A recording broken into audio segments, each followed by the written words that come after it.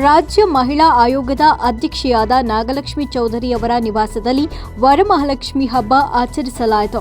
ವಿಸ್ಮಯ ಚಾನೆಲ್ನ ಸಂದರ್ಶನದಲ್ಲಿ ಮಾತನಾಡಿದ ಅವರು, ನೊಂದ ಹೆಣ್ಣು ಮಕ್ಕಳಿಗೆ ನ್ಯಾಯ ಒದಗಿಸಲು ನಾನು ನನ್ನ ಶಕ್ತಿ ಮೀರಿ ಕೆಲಸ ಮಾಡಲು ಸದಾ ಸಿದ್ಧ ಅಂತ ವಿಶ್ವಾಸ ವ್ಯಕ್ತಪಡಿಸಿದರು. ನಾಡು ಕಂಡ ಶ್ರೇಷ್ಠ ಕನ್ನಡತಿಯ ಮನೆಯಲ್ಲಿ ಇವತ್ತು ಹಬ್ಬ ಮಾಡೋದಕ್ಕೆ ಬಂದಿದ್ದೀವಿ. ಎಷ್ಟು ಸೌಮ್ಯ ಸ್ವಭಾವ, ಎಷ್ಟು ಸರಳತೆ, ಎಷ್ಟು ಸಜ್ಜನಿಕೆ ಅಂತ ಹೇಳಿದ್ರೆ ಹೆಣ್ಣು ಮಕ್ಕಳಿಗೆ ಒಂಥರ ತಾಯಿ ಅಂತಲೇ ಹೇಳ್ಬೋದು. ಸೊ ಇವತ್ತು ಈ ತಾಯಿನ ಭೇಟಿಯಾಗೋದಕ್ಕೆ ನಾನು ತುಂಬ ಹರ್ಷಿಸ್ತಾ ಇದ್ದೀನಿ. ಸೊ ಈಗ ನನಗೆ ಒಂದು ಹಬ್ಬಕ್ಕೆ ಒಂದು ಕಳೆ ಬಂತು ಅಂತ ಹೇಳ್ತೀನಿ. ವರಮಹಾಲಕ್ಷ್ಮಿ ಅಂದರೆ ಒಂದು ವರ ಮೇಡಮ್ ಅವರ ಒಂದು ಬೆನ್ನಿಗೆ ಅಂಟ್ಕೊಂಡ್ಬಿಟ್ಟಿದೆ ಅಂತ ಹೇಳಿದ್ರೆ ತಪ್ಪಾಗಲಿಕ್ಕಿಲ್ಲ. ಯಾಕಂದರೆ ಹೆಣ್ಮಕ್ಳು ಸಾಮಾನ್ಯವಾಗಿ ಹೋರಾಟದ ಬದುಕಿನಲ್ಲಿ ತೀರ ವಿರಳ. ಅದು ಎಲ್ಲಿಗೆ ಹೋಗ್ತಾರೆ, ಅವರಿಗೆ ಎಷ್ಟು ಶಕ್ತಿ ಎಲ್ಲಿಂದ ಬಂತು, ಅಥವಾ ದೇವರೇ ಇವ್ರ ರೂಪನ ಅನ್ನೋ ಅಷ್ಟು ನಮಗೆ ಒಂದು ಅಚ್ಚರಿ ನಮ್ಮ ಚಾನೆಲ್ಗೆ. Thank you so much Jayalakshmi. ಇಷ್ಟು ದೊಡ್ಡ ದೊಡ್ಡ ಮಾತಿಗೆ ನಾನು ಹರಹಳಲ್ಲ, ಬಟ್ ನನ್ನ ಕೆಲಸ ಅಷ್ಟೇ ನಾನು ಮಾಡ್ತಾಯಿದ್ದೀನಿ. ಇವತ್ತು ವರಮಹಾಲಕ್ಷ್ಮಿ ಹಬ್ಬ. ವರ ಅಂತಂದರೆ ಎಲ್ಲರಿಗೂ ನಾವು ಕೇಳಿದ್ದನ್ನು ಕೊಡುವಂಥದ್ದು. ಲಕ್ಷ್ಮಿ ಯಾವ ಲಕ್ಷ್ಮಿ ಆದರೂ ಆಗಿರ್ಬೋದು. ಅದು ವಿದ್ಯಾಲಕ್ಷ್ಮಿ, ಸಂತಾನಲಕ್ಷ್ಮಿ, ಧೈರ್ಯಲಕ್ಷ್ಮಿ, ಸಾಹಸಲಕ್ಷ್ಮಿ, ಯಾವ ಲಕ್ಷ್ಮಿ ಆದರೂ ಆಗಿರ್ಬೋದು. ನಮಗೆ ಯಾವುದು ಬೇಕು ಅದನ್ನು ಇವತ್ತು ಕೊಡುವಂಥ ತಾಯಿ ವರಲಕ್ಷ್ಮಿ. ಅಂದರೆ ನಾವು ಕೇಳಿದ್ದನ್ನು ಕೊಡುವಂಥ ಆ ಲಕ್ಷ್ಮಿಯನ್ನು ಇವತ್ತು ಆಗಮನ ಮಾಡಿಸ್ಕೊಂಡು ಆ ತಾಯಿಯಲ್ಲಿ ಬೇಡಿಕೊಂಡು ಹಾಗೆ ಕಷ್ಟಪಟ್ಟು ಆ ಹಾದಿಯಲ್ಲಿ ನಡೆದರೆ ಖಂಡಿತವಾಗ್ಲೂ ಆ ವರಮಹಾಲಕ್ಷ್ಮಿ ನಮಗೆ ದೊರಕ್ತಾಳೆ ಅನ್ನೋ ಒಂದು ವಿಶೇಷವಾದಂಥ ಒಂದು ನಂಬಿಕೆ. ಈಗ ಮಕ್ಕಳೆಲ್ಲರೂ IAS ಆಫೀಸರ್ ಆಗಬೇಕಂತಾರೆ, ಡಾಕ್ಟ್ರ್ ಆಗಬೇಕು, ಇಂಜಿನಿಯರ್ ಆಗಬೇಕು, ಅಥವಾ ಏನಾದರೂ ಒಂದು ಮಾಡೆಲ್ ಆಗಬೇಕು, ಏನು ಅಂದ್ಕೊಳ್ತಾರೆ ಅದೆಲ್ಲ ವರವನ್ನು ಕೇಳೋದು. ಸೊ ಎಲ್ಲ ಮಕ್ಕಳು ಯಾವಾಗ ಸಿಗತ್ತೆ ವರ? ನಾವು ಆ ಹಾದಿಯಲ್ಲಿ ನಡೆದಾಗ ಮಾತ್ರ ಸಿಗತ್ತೆ. ಅಂದರೆ ಕಷ್ಟಪಟ್ಟು ಶ್ರದ್ಧೆಯಿಂದ ಆ ಗುರಿಯತ್ತ ನಡೆದಾಗ ಆ ವರಮಹಾಲಕ್ಷ್ಮಿ ಸದಾ ನಿಮ್ಮ ಜೊತೆ ಇರ್ತಾಳೆ. ಸೊ ಎಲ್ಲರ ಬದುಕು, ಸಕಲ ಸಂಪತ್ತು, ಆರೋಗ್ಯ ಎಲ್ಲರಿಗೂ ಸಿಗಲಿ ಇವತ್ತಿನ ದಿನ ಅಂತ ಹೇಳಿ ನಾನು ಆ ತಾಯಿ ವರಮಹಾಲಕ್ಷ್ಮಿಯಲ್ಲಿ ನಾನು ಬೇಡ್ಕೊಳ್ತೇನೆ. ಆ್ಯಂಡ್ ಮತ್ತೊಮ್ಮೆ ಎಲ್ಲರಿಗೂ ವರಮಹಾಲಕ್ಷ್ಮಿಯ ಹಬ್ಬದ ಶುಭಾಶಯಗಳು. ಸಾಮಾನ್ಯವಾಗಿ ಇಷ್ಟು ವರ್ಷಗಳ ಕಾಲ ಮಹಿಳಾ ಆಯೋಗವನ್ನು ನೋಡ್ಕೊಳ್ತಾ ಬರ್ತಾ ಇದ್ದೀವಿ ನಾವು. ಮಹಿಳೆಯರಿಗೆ ಇಷ್ಟು ನಾವು ಕೈಲಾದಷ್ಟು ಸಹಾಯವನ್ನು, ಅಥವಾ ಕೇವಲ ಮಹಿಳೆಯರಿಗಲ್ಲ, ಅವರವರ ಕ್ಷೇತ್ರಕ್ಕೆ ಹೋಗಿ ಏನೆಲ್ಲ ನ್ಯೂನ್ಯತೆಗಳಿದ್ದೆ ಅದನ್ನೆಲ್ಲ ಸರಿ ಮಾಡೋದಕ್ಕೆ ಹೊರಟಿದ್ದೀರಾ ಮೇಡಮ್. ಆದರೆ ಆ ಸರಿ ಮಾಡೋಕ್ಕೆ ಹೊರಟಂಥ ಒಂದು ಸಮಯದಲ್ಲಿ ನಮಗನ್ಸುತ್ತೆ, ಎಲ್ಲಿಂದ ಇಷ್ಟೊಂದು ಆಯೋಗದಲ್ಲಿ ಇಷ್ಟೆಲ್ಲ ಸರಿ ಮಾಡಬಹುದಿತ್ತ? ಮುಂಚಿನವರು ಯಾಕೆ ಇದನ್ನು ಮಾಡಲಿಲ್ಲ? ನಾಗಲಕ್ಷ್ಮಿ ಮೇಡಮ್ ಅವರು ಯಾಕೆ ಅಂದರೆ ಹಿಂಗೆ ಮಾಡ್ತಾ ಇದ್ದಾರೆ, ಮುಂಚೆ ಯಾಕೆ ಮಾಡಲಿಲ್ಲ ಅನ್ನೋದೊಂದು ಪ್ರಶ್ನೆ ಮೇಡಮ್. ಇಲ್ಲ, ಆ ಮಹಿಳಾ ಆಯೋಗದ ವ್ಯಾಪ್ತಿ ಬಹಳ ದೊಡ್ಡದು.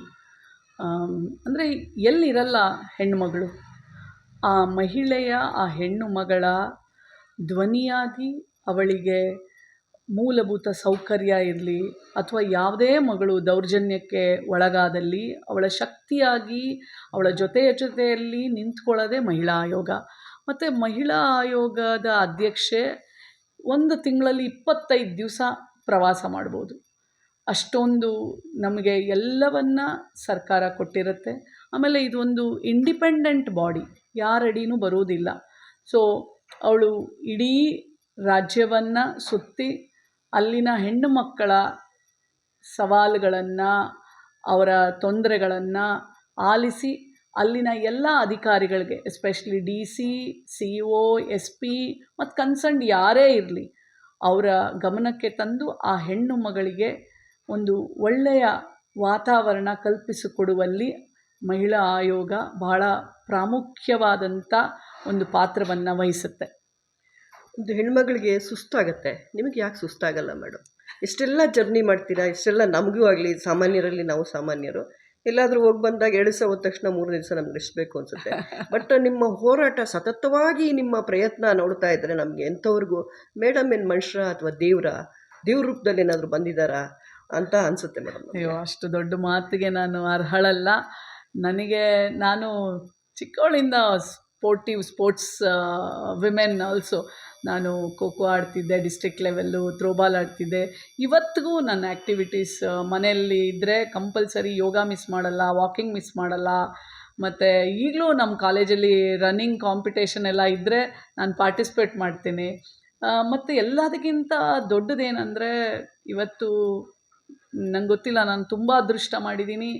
ನನ್ನ ಮೇಲೆ ಇರುವಂಥ ಆ ಪ್ರೀತಿ, ಆ ಅಭಿಮಾನ, ಆ ಗೌರವ, ಈ ಜನರು ನನ್ನ ಮೇಲೆ ಇಟ್ಟಿರುವಂಥ ವಿಶ್ವಾಸ, ಅದೇ ನನ್ನ ಎನರ್ಜಿ.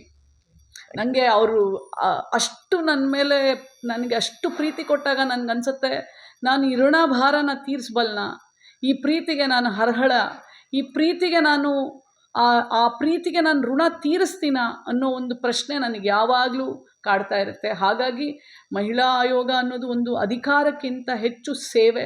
ಸೊ ಹಾಗಾಗಿ ಕಡೆಯ ದಿನದವರೆಗೂ, ಕಡೆಯ ನಿಮಿಷದವರೆಗೂ, ಆ ಕುರ್ಚಿ ಮೇಲೆ ಕುತ್ಕೊಂಡಿರೋವರೆಗೂ ನಾನು ಪ್ರಾಮಾಣಿಕವಾಗಿ ನನ್ನ ಹೆಣ್ಣು ಮಕ್ಕಳ, ಮಹಿಳೆಯರ ಸೇವೆ ಕಡೆಯವರೆಗೂ ಮಾಡ್ತೀನಿ. ಯಾಕಂದರೆ ಎಲ್ರಿಗೂ ಅಧಿಕಾರ ಸಿಗೋದಿಲ್ಲ. ಸೊ ಹಾಗಾಗಿ ನನ್ನಂಥ ಒಂದು ಸಾಮಾನ್ಯ ಹೆಣ್ಣು ಮಗಳಿಗೆ ಇವತ್ತು ಈ ಅಧಿಕಾರ ಸಿಕ್ಕಿದೆ ಅಂತಂದರೆ ಅದನ್ನು ಚಾಚೂ ತಪ್ಪದೆ ಆ ಕಾರ್ಯವನ್ನು ಕಡೆಯವರೆಗೂ ನಾನು ನಿರ್ವಹಿಸಬೇಕು ಅಂಥೇಳಿ ನನ್ನ ಕೆಲಸ ನಾನು ಮಾಡ್ತಾಯಿದ್ದೀನಿ ಅಷ್ಟೇ. ಯಾವುದೇ ಅಧಿಕಾರಿಗೂ ಕೂಡ ಈ ಥರ ಕೆಲಸ ಸಿಕ್ಕಿದರೆ ಖಂಡಿತ ಮಾಡ್ತಿರ್ಲಿಲ್ಲ. ನಾಗಲಕ್ಷ್ಮಿ ಮೇಡಮ್ ಅವರೇ ಮಾಡ್ತಾ ಇರೋದು ಅಂತ ಎಲ್ಲರ ಪರವಾಗಿ ನಾನು ಹೇಳ್ತಾ ಇದ್ದೀನಿ. ಮೇಡಮ್ಗೆ ನಿಜವಾಗ್ಲೂ ದರೆಗಿಳಿದ ದೇವತೆ ಅಂತಲೇ ಹೇಳ್ಬೋದು. ಇವತ್ತು ಬೆಳಗ್ಗೆನೇ ಒಂದು ಕೊಪ್ಪಳದಿಂದ ಒಂದು ತಾಯಿ ಮಗಳು ಬಂದಿದ್ದರು. ನಾನು ಕೇಳಿದೆ, ನಿನಗೆ ಹೆಂಗಮ್ಮ ನಂಬರ್ ಸಿಕ್ತು ನನಗೆ ಅಂದರೆ, ಮೇಡಮ್ ನಾವು ಹೆಂಗೋ ಯಾರ ಹತ್ರನೋ ಕೇಳಿ ಇಸ್ಕೊಂಬಂದ್ವಿ ಅಂತ, ಮೆಜೆಸ್ಟಿಕ್ಕಲ್ಲಿದ್ದೀವಿ ನಾವು ಅಂತ ಹೇಳಿದ ತಕ್ಷಣ ನಾನು ನಮ್ಮ ಮನೆ ಅಡ್ರೆಸ್ ಕೊಟ್ಟು ಕರೆಸ್ಕೊಂಡು ಬಂದೆ.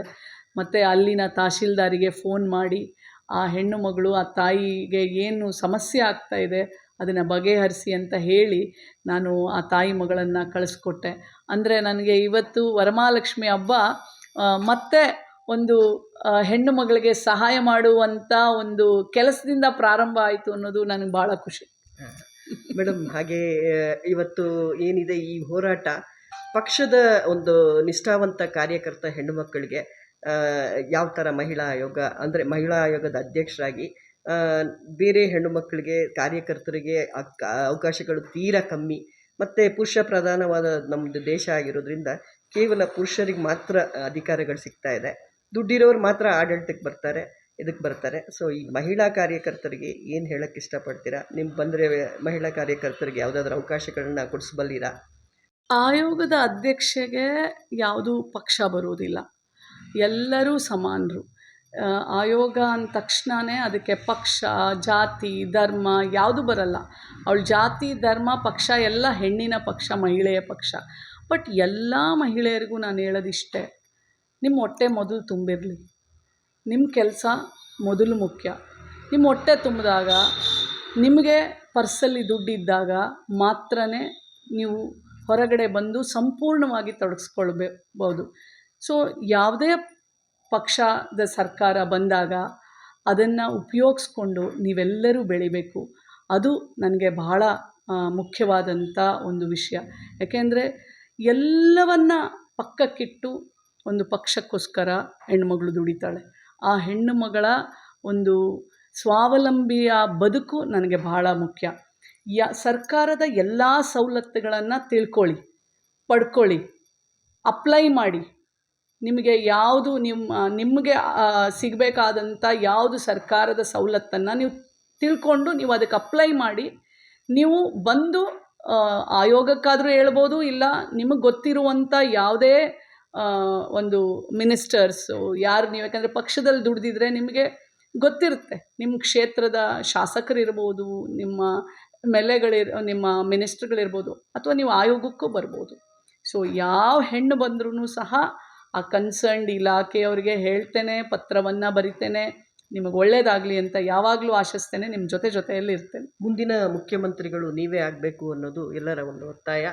ಅಧಿಕಾರ ಬಂದರೆ ದಯಮಾಡಿ ಮಹಿಳಾ ಮುಖ್ಯಮಂತ್ರಿ ಅವಕಾಶ ಬಂದರೆ ನೀವು ಬಿಡಬಾರ್ದಾಗಿ ವಿನಂತಿ ಮಾಡ್ಕೊಳ್ತಾ ಇದ್ದೀವಿ. ಇದು ಭಾಳ ದೊಡ್ಡ ಮಾತು. ನಾನಿನ್ನೂ ಅಂಬೆಗಾಲಿಡ್ತಾ ಇದ್ದೇನೆ. ಸೊ ಹಾಗಾಗಿ ಅದ್ರ ಬಗ್ಗೆ ನಾನು ಅಷ್ಟು ಯೋಚನೆ ಮಾಡಿಲ್ಲ. ಭಗವಂತ ಈ ಕೈಗೆ ಎಲ್ಲಿವರೆಗೂ ಸೇವೆ ಮಾಡುವಂಥ ಅವಕಾಶ ಕೊಡ್ತಾನೆ, ಅಲ್ಲಿವರೆಗೂ ಸೇವೆ ಮಾಡ್ತೀನಿ, ನಿಮ್ಮ ಜೊತೆ ಸದಾ ಇರ್ತೀನಿ ಅಂತ ಹೇಳಕ್ಕೆ ಇಷ್ಟಪಡ್ತೀನಿ. ವರದಿ ಜಯಲಕ್ಷ್ಮಿ, ವಿಸ್ಮಯ ನ್ಯೂಸ್ ಕನ್ನಡ.